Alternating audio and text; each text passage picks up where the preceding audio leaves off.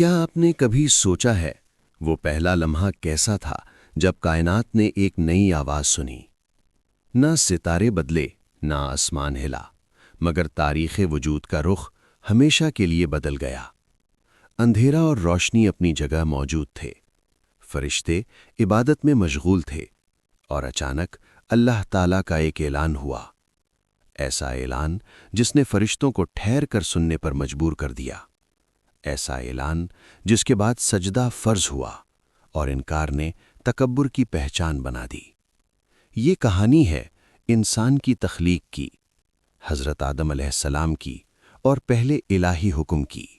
یہ واقعہ صرف آغاز انسانیت نہیں، یہ آزمائش کا آغاز ہے، اطاعت اور سرکشی کے فرق کی پہلی لکیر ہے۔ حضرت آدم علیہ السلام کی تخلیق ہمیں بتاتی ہے کہ انسان کیوں پیدا کیا گیا، اس کا مقام کیا ہے اور اس کا سب سے بڑا دشمن کون ہے۔ یہ واقعہ قرآن مجید میں بار بار دہرایا گیا، کیونکہ یہ کہانی نہیں، سبق ہے، ہدایت ہے، اور آج کے انسان کے لیے آئینہ ہے۔ آئیے وقت کے پردے ہٹاتے ہیں اور اس لمحے تک چلتے ہیں جہاں مٹی کو زندگی عطا کی گئی۔ تخلیق کا اعلان۔ کائنات اپنی خاموشی میں ڈوبی ہوئی تھی۔ فرشتے جو کبھی نافرمانی نہیں کرتے، اللہ کی تسبیح میں مصروف تھے۔ اسی لمحے اللہ تعالیٰ نے فرمایا، میں زمین میں ایک خلیفہ بنانے والا ہوں۔ یہ الفاظ سادہ تھے مگر معنی میں بے حد گہرے۔ فرشتے چونکے، انہوں نے سوال کیا ادب کے ساتھ، بغیر انکار کے، کیا آپ زمین میں ایسے کو پیدا کریں گے جو وہاں فساد کرے گا اور خون بہائے گا، جبکہ ہم آپ کی حمد کے ساتھ تسبیح کرتے ہیں اور پاکیزگی بیان کرتے ہیں؟ یہ اعتراض نہیں تھا، یہ حیرت تھی، یہ حکمت کو سمجھنے کی کوشش تھی۔ اللہ تعالیٰ نے فرمایا، میں وہ جانتا ہوں جو تم نہیں جانتے۔ یہ پہلا سبق تھا، علم الہی ہر علم سے بلند ہے۔ مٹی سے انسان، پھر وہ مرحلہ آیا جس نے انسان کو تمام مخلوقات سے منفرد بنا دیا۔ قرآن بتاتا ہے کہ حضرت آدم علیہ السلام مختلف اقسام کی مٹی سے بنائے گئے۔ خشک مٹی، چپکنے والی مٹی، بدبودار سیاہ مٹی۔ یہ کوئی معمولی مادہ نہیں تھا، یہ زمین کی نمائندہ مٹی تھی، عاجزی کی علامت۔ اللہ تعالیٰ نے اپنے ہاتھوں سے آدم علیہ السلام کی تخلیق فرمائی۔ یہ اعزاز کسی اور مخلوق کو نہیں ملا۔ پھر ایک طویل مدت تک وہ جسم بے جان پڑا رہا۔ فرشتے گزرتے، دیکھتے، خاموش رہتے، اور ابلیس بار بار آتا، اس جسم کو دیکھتا، اس پر حیران ہوتا، اور دل ہی دل میں تکبر پالنے لگتا۔ یہی وہ لمحہ تھا جہاں غرور نے جڑ پکڑی۔ روح کا پھونکا جانا اور علم۔ پھر وہ لمحہ آیا جس نے مٹی کو انسان بنا دیا۔ اللہ تعالیٰ نے حضرت آدم علیہ السلام میں اپنی طرف سے روح پھونکی۔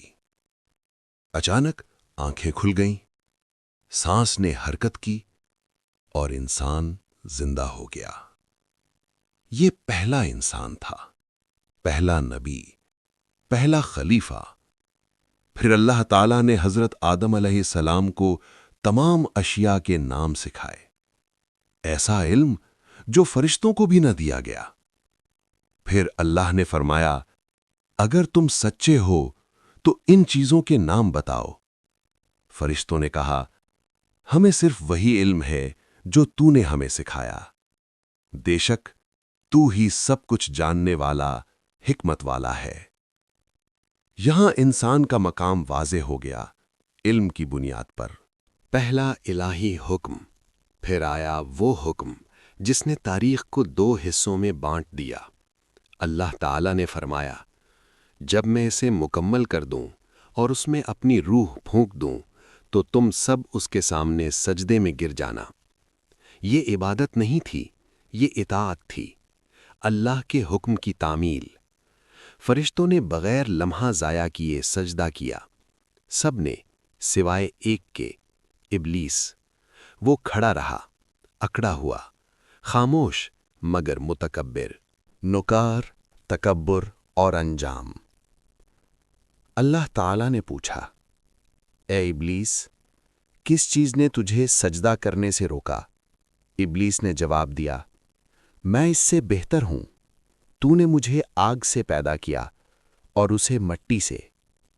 یہ پہلا نسلی، مادی اور طبقاتی غرور تھا۔ یہ پہلا انکار تھا اللہ کے واضح حکم کا۔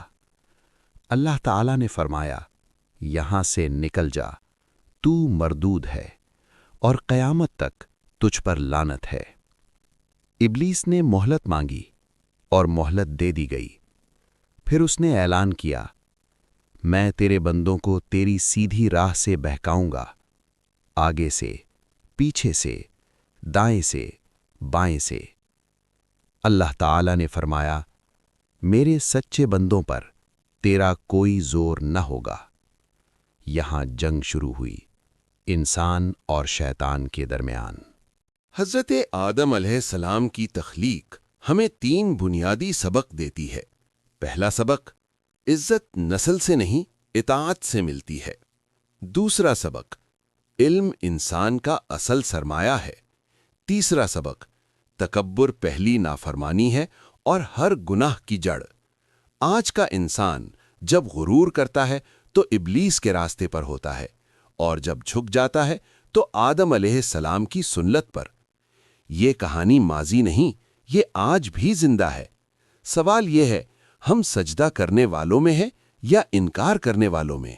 ریفرنسز: القرآن الکریم، صحیح بخاری، صحیح مسلم، تفسیر ابن کثیر، تاریخ الطبری، ریاض الصالحین۔